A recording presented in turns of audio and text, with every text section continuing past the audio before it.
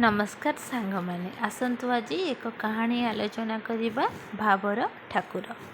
सकाळ 6टा बेले तांक घरे कलिंग बेल बाजिबार शुणी गोपीनाथ आश्चर्य होईगले। से कहले मु तो एबे मॉर्निंग वर्क सारी सबुदिन फेरिली। चाकराणी अनु तो 7टा बेलू आसब। यार भितर पुणी सकाळु सकाळु किए भला आसीगला। से सोफा उपरे बसी चा कपरू प्रथम सिप ही नहीं। बेल बाजिला जितेबाला कलिंग बेल द्वितीय थर पर बाजिला सेतेबाला से बाध्य होई विरक्ति उठी जाई दांड दुआर खोलीदेले। किंतु दुआर बाहर जी ठिया होइतिले तांको देखिदेई से तटस्थ होईगले। कारण जो मैंने वर्षे हेलाणी घर को आसी नाहांती सेमाने खबर न देई आज सकाळु हठात दुआरे बाहर ठिया होइतिला बड़ बोहू लुना। तार चिर हस हस गुलिगुलिया कुनी मुहटा सुखिला देखा जाउतिला। ता बाँ हाथ को धरी ठिया होइतिला गोपीनाथंकर 3 वर्षर नाती टुकु। जेजेंकु देखिदेई से माँ हाथरू छाड़ी देई आसी गोपीनाथंकर 2 गोड़ को जाबुड़ी धरी कहला जेजे काख। गोपीनाथ ताकू अति स्नेहरे कोलकू टेकी नहीं खूब गेल कले चुमा देले। एमानक पाखरे आउ भी ठिया होइतिले तांकर बड़ पुओ बुलू। से ताकू अनेई रही भाविले कौन हेइछि तार। से एमिति कलाकाठ कौन पड़ी जाइछि। तार एकदा बॉडी बिल्डर देह सुखीसाक हाड़ुआ हो जाइछि काहेकि। तेबे एसबू अछिंडा प्रश्न तांक भितरे गोटाए मुहूर्तरे खेलीगला। से हठात सचेतन हेले जे लुना तांको मुंडिया मारुछि। ता मुंड उपरे आशीर्वादर हाथ रखी कहले आयुष्मान भव। से ठिया होला परे गोपीनाथ तार दुर्बल शरीर को आस्ते करी कुंडेई धरिले। बुलू तांको कांधरे मुंड थोई कांदिबाकू लागिला। सेतिकी बेले से लुना मुह को चाहिले तो आखिरे लुह ढळ ढळ हेउथिला।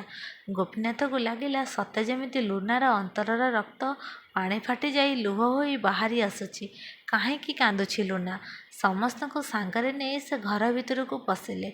एतिकी बेले रोसई घरु बाहरी आसी धैर्य और त्यागर मूर्तिमंत प्रतीक तांकर स्त्री शांति तांको कोलरू टुकु को नहीं जाई निजे काखेई पकेइले और बुलूर दयनीय स्वास्थ्य को देखि सामान्य भी विचलित न होई कहले बुलू तू जा तो रूम रे विश्राम ने मु तो पे चाह पठाउछि। मुंडिया मारुथिबा लुना को आशीर्वाद करी कहले जा गाधेई पाधेई पळेया। दुहे मिसे समस्तक पाई जलखिया करिबा। तापरे से टुकु को धरी ऊपर महला को गले। लुना जाउथिला बाथरूम। एतिकी बेले गोपीनाथ कहले लुना टिके शुणी गलु। तापरे से निजर बेडरूम को चलिले जाई खट उपरे बसिले। लुना बाध्य छात्री परी तांका पाखरे किंतु सम्मानजनक दूरत्व रक्षा करी ठिया होला। गोपीनाथ पचारिले कौन हेइछि बुलूर। एई पदे कथारे लुना आखिरु धार धार नीरव अश्रु बोहिबाकू लागिला। गोपीनाथ ताकू बुझाइबाकू चेष्टा भी कले नाही। कारण तांकू लागिला जे लुनार जंत्रणार कारण एते गभीरतम प्रदेशरे अछि जे तांकर सांत्वना बाणी संपूर्ण अकामी होइजिब। लुना अति धीर स्वरे कहला नना से मैनेजर हेला परे कहा संगे मिसिले केजाणी मु दिने आविष्कार कली से मद पीवा आरंभ करिसेंती।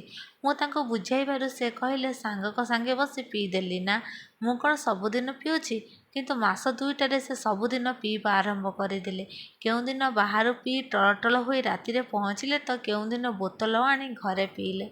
मु प्रतिवाद करिबारु मते अभद्र भाषारे गाली देले। कहले शाली तते जदि एते असुविधा होछि तू तो छुआ को धरी तो बाप घर को पळा। नना आपण कहतु ए अवस्था मु कौन करिथांती। गोपीनाथ कहले लुना लो तू एतिकी टिके खबर देलुनु आमे दुहे संगे संगे सेठारे पहुँची अवस्था संभाली नहीं थांतु। लुना कांदी कांदी कहला नना सेतेबेले आपण माने जो मानसिक जंत्रणारे थिले से अवस्था आपण मानकु अधिका कष्ट देबा मो उचित मने कलेनी। तापरे नना मु भाबुथिली जे से आपे आपे संभाले जिबे और आम अवस्था भल होई जिवो। किंतु अवस्था आस्ते आस्ते असंभाल हैला। एमिति कि से सकाळु उठी पीवा आरंभ करदेले एवं मु कहिबारु मते बाड़ेबा भी आरंभ करदेले। नना टुकु मुंड को छुआई शपथ कराइली किछि लाभ हेलानी। फलरे आउ किछि प्रतिवाद न करी एई टुकुर मुह कुआ नहीं भाग्य कुआ धरी पड़ी रहिली। हेले नना जहार कर्म फटा ता भाग्य आउ जोड़ी हब केमिति। गोपीनाथ व्यस्त होई कहले लुना लो पुणी कौन हैला। लुना आखिर लुह पोछिला टिके दम नेला तापरे कहला नना 6 मास तले जना पड़िला तांका लिभर रे कैंसर होइछि। सेटा पुणी कोल्न को माड़ी गलानी आउ से काम करि पारिलेनी। तांको कंपनी चाकरी बरखास्त करदेला। ଏବେ ଡାକ୍ତର କହିଲେ ଯେ ତାଙ୍କର ଅବସ୍ଥା ଯାହା, ସେଥିରେ ଆଉ ଅପରେସନ୍ କରିହେବନି।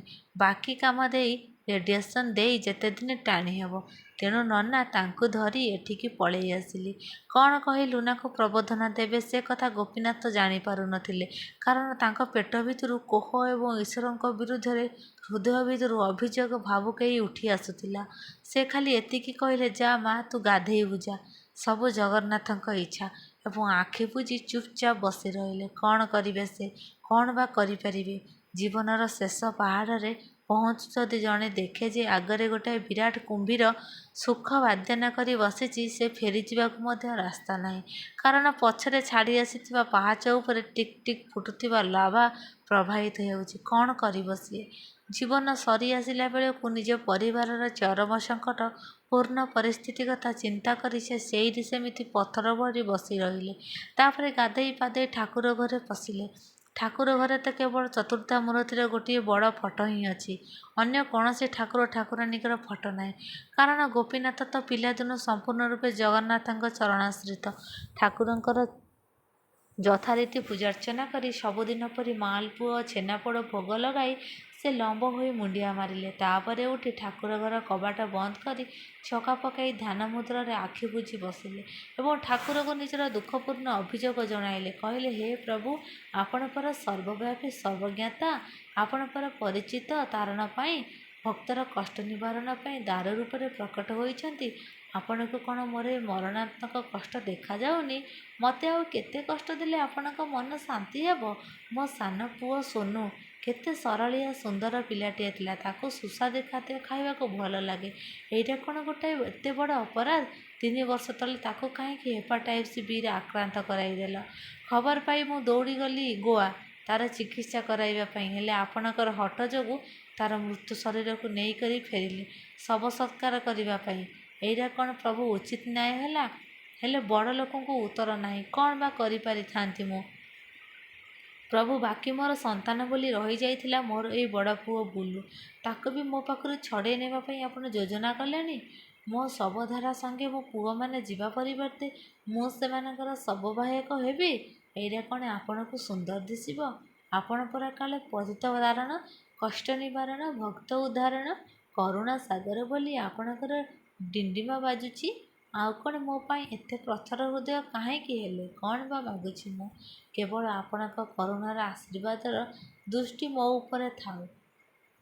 ଏତିକି ତ ଅନୁନୟ ହୋଇ କହିଛି। ଏଇଆ କ'ଣ ଆପଣଙ୍କର ମୋ ପ୍ରତି ଆଶୀର୍ବାଦ?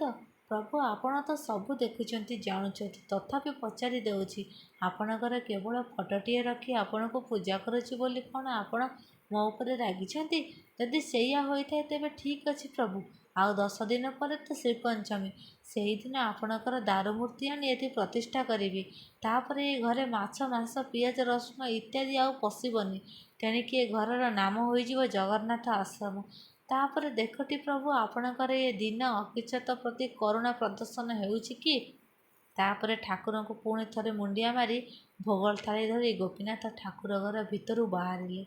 ବରାତ କରି ପୁରୀରୁ 4 ଠାକୁରଙ୍କର ଦାରୁ ବିଗ୍ରହ ଆଣି 7 ଜଣ ଚତୁର୍ବେଦୀ ବ୍ରାହ୍ମଣଙ୍କର ସହାୟତାରେ ଯଜ୍ଞ କରାଇ ବୈଦିକ ରୀତି ଓ ନୀତି ଅନୁସାରେ 4 ଠାକୁରମାନଙ୍କୁ ନିଜ ଠାକୁର ଘରେ ଗୋପୀନାଥ ପ୍ରତିଷ୍ଠା କରାଇଲେ।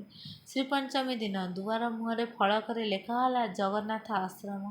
କାୟ, ମନ, ବାକ୍ୟ ଓ କର୍ମରେ ଗୋପୀନାଥଙ୍କ ଘର ହୋଇଗଲା ଜଗନ୍ନାଥ ଧାମ। ଦିନ ଗଡ଼ି ଚାଲିଲା। ଜଗନ୍ନାଥଙ୍କ ପୂଜା ଅର୍ଚ୍ଚନା ନୀତି ନିୟମ ଅନୁସାରେ ହେଲା। ଏପଟେ ଭୁବନେଶ୍ୱରରେ ବିଖ୍ୟାତ ଅଙ୍କା ମେଡିସିନ ଡାକ୍ତରଙ୍କୁ ଦେଖାଇ ବୁଲୁର କେମୋଥେରାପି ଓ ଆନୁଷଙ୍ଗିକ ଚିକିତ୍ସା ଚାଲିଲା। ତେବେ 3 ମାସ ପରେ ବି ବୁଲୁର ସ୍ୱାସ୍ଥ୍ୟରେ କିଛି ଉନ୍ନତି ପରିଲକ୍ଷିତ ହେଲା ନାହିଁ। ସେ ବଞ୍ଚିତ ନଥିଲା, କିନ୍ତୁ ବିଛଣା ଧରିନେଲା। ଆସିତା ଅକ୍ଷୟ ତୃତୀୟା ସେଦିନ 12ଟା ବେଳେ ଗୋଟିଏ ବଡ଼ କଂସା ଥାଳିରେ ଗାଈ ଘିଅ ପଡ଼ିଥିବା ସୁବାସିତ ଖେଚୁଡ଼ି, ବଡ଼ ଗିନାରେ ଡାଲମା ଆଉ ଗୋଟିଏ ଗିନାରେ କ୍ଷୀରି ଧରି ଗୋପୀନାଥ ଠାକୁର ଘରେ ପଶିଲେ। ପ୍ରଭୁ ଶ୍ରୀ ଜଗନ୍ନାଥଙ୍କୁ ଶଙ୍ଖୁଡ଼ି ଭୋଗ ଅର୍ପଣ କରିବାକୁ। ଦୁଆର ବନ୍ଦ ହେଲା। ମନ୍ତ୍ର ପଢ଼ି ଠାକୁରଙ୍କୁ ଭୋଗ ଯଥାରୀତି ସମର୍ପିତ ହେଲା। ତାପରେ ଆଖି ମୁଜି ଧ୍ୟାନରେ ବସି ଗୋପୀନାଥ ପୁଣି ନିଜ ଦୁଃଖ ଜଣାଇଲେ। ହେ ଜଗତ ଠାକୁର, ହେ ନିରାକାର ପରମ ବ୍ରହ୍ମ, ପରମ ପିତା, କାହିଁକି ମୋ ଉପରେ ଆପଣଙ୍କର ଏତେ ଆକ୍ରୋଶ? 3 ମାସ ହୋଇଗଲା। ବୁଲୁର ସ୍ୱାସ୍ଥ୍ୟରେ ଉନ୍ନତି ବଦଳରେ ଅବନତି ହୋଇ ଚାଲିଛି। ମୋତେ କ'ଣ ଅନାଥ କରିଦେବା ପାଇଁ ଆପଣଙ୍କର ପଣ କରିଛନ୍ତି? ପ୍ରଭୁ, ଆଜି ପରେ ଆପଣଙ୍କର ରଥ ଅନୁକୂଳ, ତେଣୁ ତାତ୍ତ୍ୱିକ ଅର୍ଥରେ ଆପଣଙ୍କର ରଥଯାତ୍ରା ଅନୁକୂଳ। ଏବେ ପରେ ଆପଣ ସଜବାଜ ହୋଇ ବଡ଼ଦାଣ୍ଡକୁ ଯାଇ ପତିତମାନଙ୍କୁ ଉଦ୍ଧାର କରିବା ପାଇଁ। ତେଣୁ ହେ ପ୍ରଭୁ, ଏ ଦିନ ଅକିଞ୍ଚନର ଆଜି ଆପଣଙ୍କୁ ଏ ଜୀବନର ଶେଷ ଅନୁରୋଧ। ସଂକେତରେ ହେଉ ପଛେ ପ୍ରଭୁ ଖାଲି ଏତିକି କହିଦିଅନ୍ତୁ, ତୁ କାହିଁକି ବ୍ୟସ୍ତ ହେଉଛୁ, ମୁଁ ଅଛି ପରା। ତାହେଲେ ପ୍ରଭୁ, ମୁଁ ବାକିତକ ଜୀବନ ଆନନ୍ଦରେ ବିତାଇ ଦେବି। ତାପରେ ପ୍ରଭୁଙ୍କୁ ମୁଣ୍ଡିଆ ମାରି ଠାକୁର ଘର ଛାଡ଼ିଲେ। ଦ୍ୱାର ବନ୍ଦ କଲେ। 1:30 ବାଜିଲା। ଗୋପୀନାଥ ଗଲେ ଠାକୁର ଘରୁ ଭୋଗ ଥାଳି ଆଣିବା ପାଇଁ। ଦୁଆର ଖୋଲିଦେଇ ପ୍ରଭୁଙ୍କୁ ପ୍ରଣାମ କରିବା ପାଇଁ ଦୁଇହାତ ଯୋଡ଼ି ପ୍ରଭୁଙ୍କୁ ଅନାଇ ଦେଲାକ୍ଷଣି ସେ ସ୍ତମ୍ଭୀଭୂତ ହୋଇଗଲେ। ସେ ବାଷ୍ପରୁଦ୍ଧ ହୋଇ ପ୍ରାୟ 2 ମିନିଟ୍ ସେମିତି ଅପଲକ ନେତ୍ରରେ ପ୍ରଭୁଙ୍କୁ ଅନାଇ ରହିଲେ। ତାପରେ ସଚେତନ ଅବସ୍ଥାକୁ ଫେରିଆସି ଚିତ୍କାର କରି କହିଲେ, ଶାନ୍ତି, ଦୌଡ଼ି ଆସ, ଦୌଡ଼ି ଆସ, ଦେଖିବ ଆସ ଠାକୁରଙ୍କୁ। ଶାନ୍ତି ଦେବୀ ତରତର ହୋଇ ଦୌଡ଼ି ଆସିଲେ ଏବଂ ପଚାରିଲେ, କ'ଣ ହେଲା? ଏବଂ ସ୍ୱାମୀଙ୍କ ମୁହଁକୁ ଚାହିଁ ଦେଇ ତଟସ୍ଥ ହୋଇଗଲେ, କାରଣ ସ୍ୱାମୀଙ୍କ ଆଖିରୁ ଧାର ଧାର ଲୁହ ବୋହି ଚାଲିଥିଲା। ଗୋପୀନାଥ ଆନନ୍ଦରେ କହିଲେ, ଦେଖ ଦେଖ ଠାକୁରଙ୍କ ଓଠକୁ। ଶାନ୍ତିଦେବୀ ଠାକୁରଙ୍କୁ ଅନାଇଲେ ଏବଂ ସେ ବି ତଟସ୍ଥ ହୋଇଗଲେ, କାରଣ ଠାକୁରଙ୍କ ଓଠରେ 5-6ଟି ଖେଚୁଡ଼ି ଦାନା ଲାଗି ରହିଥିଲା ଏବଂ ଠାକୁର ଖାଉ ଖାଉ ତାଙ୍କ ଓଠରୁ କ୍ଷୀରି ବୋହି ଆସି ତାଙ୍କ ଚିବୁକ ସାରା ହୋଇଯାଇଥିଲା।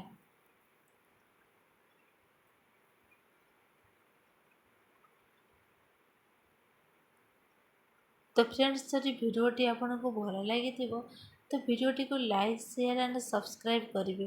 ଯଦି ଚ୍ୟାନେଲରେ ନୂଆ ଅଛନ୍ତି ତ ପ୍ଲିଜ୍ ଚ୍ୟାନେଲଟିକୁ ସବସ୍କ୍ରାଇବ୍ କରିଦେବେ, ଯେମିତିକି ନୂଆ ନୂଆ ଭିଡ଼ିଓ ଆପଣମାନଙ୍କ ପାଖରେ ପହଞ୍ଚି ପାରିବ। ରହିଲି, ଜୟ ଜଗନ୍ନାଥ।